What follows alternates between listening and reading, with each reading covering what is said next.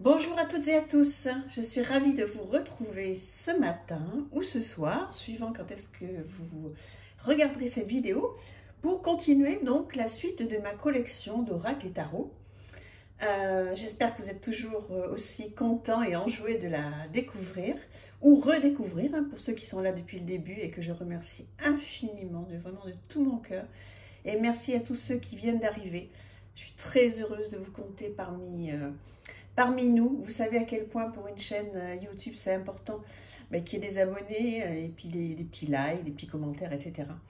Mais voilà, ce qui est surtout important, c'est que vous soyez là, fidèles, et qu'on puisse surtout partager sur nos jeux. Voilà, que vous continuiez à me dire ce que vous aimez, ce que vous n'aimez pas, ce que vous désirez ou pas, etc., etc. Donc là, on va faire une petite série sur ma collection pendant 2, 3, 4 vidéos. Et puis après, on repartagera des choses sur la dépendance affective.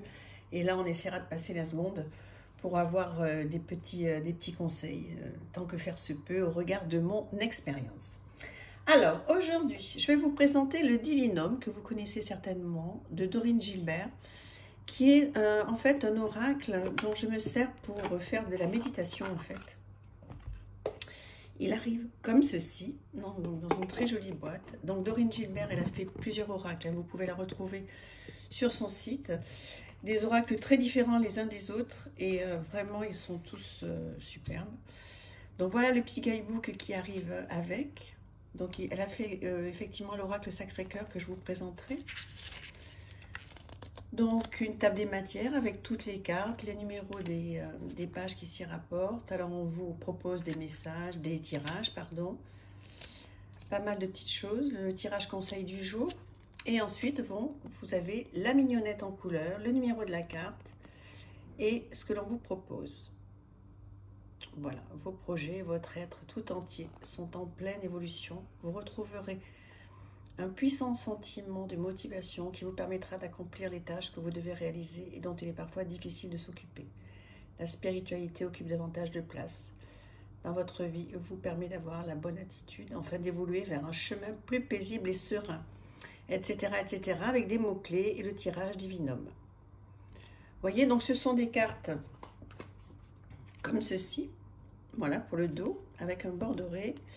Et voici le style d'illustration, alors qui peut plaire ou pas, parce que là, pour le coup, il faut vraiment se laisser porter. C'est vraiment pour faire de la divination, enfin bon, à mon avis. Donc dites-moi si vous avez ce jeu. Vous pouvez recharger aussi des pierres dessus. Vous pouvez mettre un verre d'eau pour le recharger de manière positive, etc.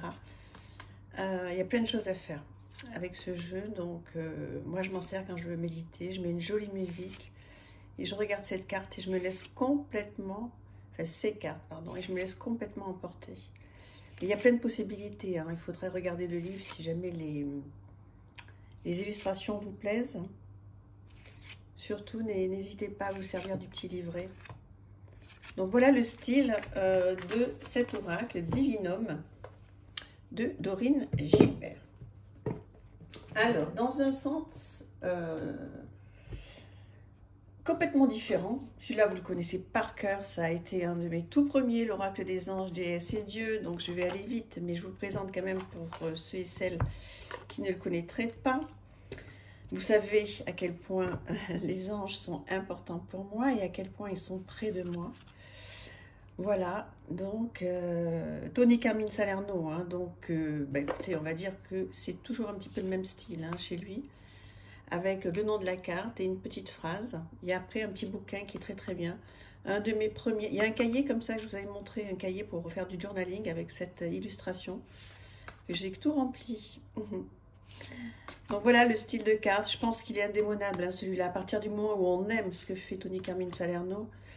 Moi je connais toutes les cartes par cœur, là celui-là il m'a tellement accompagné et je continue vraiment à m'en servir, il est indétrônable pour moi, je l'aime beaucoup. Exprimez-vous clairement, n'ayez pas peur de dire les choses telles qu'elles sont. Les anges qui vous entourent, vous et votre famille au moment présent. Voilà un petit peu le style voilà, de choses que vous pouvez retrouver avec cet oracle. Si vous êtes sensible aux anges, vraiment, je vous le conseille. Voilà, et il a donc un petit guidebook qui arrive comme ça, tout simple, avec la mignonnette en noir et blanc, et puis un message qui va un petit peu plus loin, qu'il est bien de lire. Vous voyez, c'est pas trop long, c'est parfait. C'est bon, voilà, c'est pour moi un incontournable. Mais vous allez me dire hein, si pour vous c'est un incontournable ou pas, celui-ci, si vous l'avez ou pas. Comme ça, c'est chouette d'échanger sur nos goûts. L'oracle enchanteur d'Émilie de Dieu. Alors, Émilie de Dieu, elle fait toujours des jeux qui sont magnifiques, qui sont superbes, qui sont pas chers. Enfin, vraiment, elle a tout pour elle, cette personne, plongée au cœur des contes merveilleux. C'est un très joli jeu dont je me suis en fait, écoutez, assez peu servi. Au début, oui, quand je l'ai eu, et après, voilà le dos. Et après, moi, je ne sais pas pourquoi. Je vais le ressortir. Donc là, on vous parle donc des contes qu'il y a. Cendrillon, le petit poussé, voilà. Un tirage oui, non. Des tirages enchanteurs, donc plusieurs propositions de tirages. Hein. Le tirage en croix classique. Voilà, avec une petite introduction, une présentation de l'oracle. Et là, on continue à vous parler, vous donner des mots-clés hein, au sujet des contes. C'est très bien fait. La qualité est exceptionnelle. Donc, si vous aimez les contes de fées, ce jeu est complètement fait pour vous. Alors, il était une fois, avec, vous voyez, le numéro de la carte et quelques petits mots-clés. Le chapelier fou, le miroir magique, clochette. J'adore ce jeu. Il est à la fois enfantin, apaisant, parce que vous voyez, même une carte l'empoisonnement, c'est pas violent, vous voyez, c'est beau, c'est doux, c'est pastel, c'est... Regardez-moi ça, comme c'est beau. Et donc, à chaque carte se reporte un conte, hein, donc vous pouvez aller voir donc, dans la petite carte le conte auquel il se rapporte. Et puis après, vous pouvez faire des petites recherches sur le conte, vous pouvez vous acheter un petit livre pour enfants. Vous voyez, si vous avez envie d'avoir un petit moment pour votre enfant intérieur.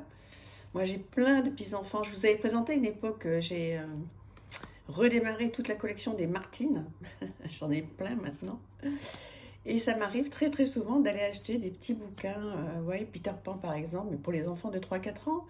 J'adore regarder les illustrations, ça me fait un bien fou. Bon, ça c'est mon côté petite fille, hein, qui a manqué sûrement. Regardez les 7 nains. J'adore. Capitaine Crochet, Crocodile. On passe vraiment un bon moment avec ce jeu. C'est bon, il faut que ça parle, hein, mais c'est très chouette. Voilà, l'oracle enchanteur d'Émilie de Dieu. Bravo à elle, elle nous fait toujours des choses dingues. Alors, dans un style complètement différent, un tarot, The Eternal Tarot Sun Deck. Il y a le Moon Deck aussi, je crois. Je sais plus, ce sont des jeux, j'en ai racheté 2 à Hugues de la chaîne Saint-Cide, que je remercie infiniment. Voilà le dos, magnifique dos. Et donc un tarot, alors là pour le coup, vous voyez, très coloré, bien doré partout. Et il existe aussi en version plus sombre, donc là c'est le côté Sun, et puis il y a le côté Moon, hein, je crois. Qui me corrigera, Hugues, mais de toute façon, je vous le présenterai, hein, je l'ai dans ma collection. Donc, vous allez me dire qu'est-ce que vous en pensez de ce très beau jeu. Magnifique. Très belle acquisition. Je suis vraiment contente qu'il m'ait vendu et confié cette merveille. Merci encore à toi si tu passes par là, Hugues. Voilà, tu sais que je prends soin de tes jeux, que je les aime. Voilà. Qu'est-ce que vous en pensez de ce jeu? Quel est votre avis? Parce que, bon, voilà, il n'est pas... on le voit pas tous les jours. Hein. Donc, je sais pas si je vous ai fait une review. Je me rappelle pas. Ben, si vous avez envie que je vous en refasse une, allez voir si vous avez le courage sur ma chaîne. Parce que maintenant, il y a beaucoup de vidéos et puis je les ai pas classées. Voilà. Qu'est-ce que c'est beau. Magnifique. Bon, je vais m'arrêter, sinon je vais vous présenter toutes les cartes. Allez, The Eternal Tarot Sun Deck. Très beau jeu. Et donc, ensuite, un autre style complètement différent, le Dark Fairy Tale Tarot. Celui-ci, je crois que vous le connaissez, on l'a vu beaucoup passer. Donc, il arrive dans une tote box comme ça, toute simple, mais bon, qui fait l'affaire. Avec un petit guidebook, comme ceci. Je suis en train de regarder. Oui, donc il y a une partie en français. Donc, voilà, le tarot des contes obscurs. Donc, ça, c'est vraiment bien. Voilà. Toutes les arcanes majeures, mineures. Donc, vous avez tout ce qu'il faut. Vous voyez, c'est simple. Donc c'est très bien, c'est un jeu qu'on retrouve facilement. Et alors je vous présente le dos qui est, à mon goût, magnifique. Très bonne qualité, qui glisse très bien. Et voilà un style encore vraiment bien différent.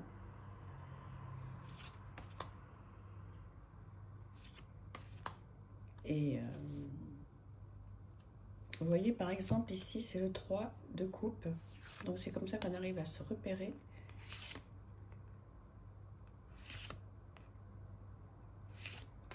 C'est un très joli jeu. Hein. Alors après, il est sombre. Hein, donc, il est peut-être pas forcément de saison. Mais vous savez, moi, de plus en plus, enfin, je ne sais pas comment c'est pour vous, au tout début du printemps, mars, avril, j'ai très envie de ressortir mes jeux du printemps, etc. Des choses gaies, pleines de couleurs, etc.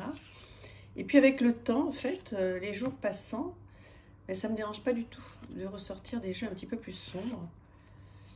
Je ne sais pas si ça vous fait la même chose, dites-moi. Ou alors c'est moi qui sort pas du shadow work. Mais voilà, c'est vrai que j'y reviens assez facilement, vous voyez, à ces jeux... un petit peu sombre. Je trouve qu'ils ont une belle histoire à nous raconter. Donc, même si le petit guidebook, il est court, c'est important de lire un petit peu. Regardez comme c'est beau. Alors oui, c'est ce que je disais, il est sombre. Hein. Donc, voilà. En fait, c'est un jeu que vous pouvez acquérir ou mettre sur votre wishlist pour l'automne ou pour l'hiver. Hein. Voilà. Je pense que s'il y a des dépenses à faire aujourd'hui... ce ne serait pas forcément sur celui-là, mais parce qu'il est moins de saison, mais trop beau. Voilà, qu'est-ce que vous pensez de ce jeu? Est-ce que vous l'avez? Je pense que oui, pour la plupart d'entre vous.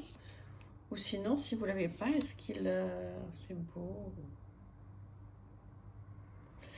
Si vous ne l'avez pas, ouais, la série des épées, hein, c'est toujours une série compliquée, mais...